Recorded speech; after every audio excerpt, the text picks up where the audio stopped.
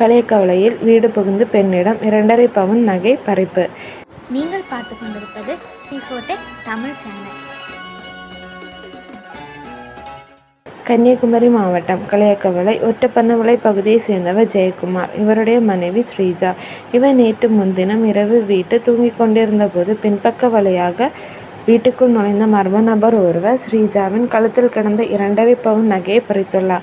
இதனால் திடுக்கிட்டு இருந்த ஸ்ரீஜா கழுத்தில் நகை இல்லாததை கண்டு அதிர்ச்சி அடைந்தார். மேலும் அந்த மர்ம நபர் வீட்டுக்குள் நிற்பதை பார்த்த ஸ்ரீஜா உடனே திருடன் திருடன் என சத்தம் போட்டார். அவரது சத்தம் கேட்டு அக்கம் பக்கத்தினர் அங்கு ஓடி வருவதற்குள் அந்த மர்ம நபர் அங்கிருந்து தப்பியோடியுள்ளார். பின்னர் இது குறித்து ஸ்ரீஜா களியக்கவளை போலீஸ் நிலையத்தில் புகார் அளித்தார்.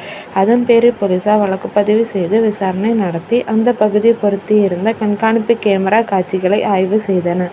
அப்பொழுது நகை பறிப்பில் ஈடுபட்ட காரக்கோணம் பகுதியை சேர்ந்த சிமிக்குட்டன் வயது 39 என்பது தெரிய வந்தது. இதையடுத்து போலீசார் சிமிக்குட்டனை கைது செய்து சிறையில் அடைத்தனர். நீங்கள் பார்த்து கொண்டிருப்பது C4Tech Tamil channel. Like, share and subscribe பண்ணுங்க. லைக், ஷேர் அண்ட் சப்ஸ்கிரைப் பண்ணுங்க.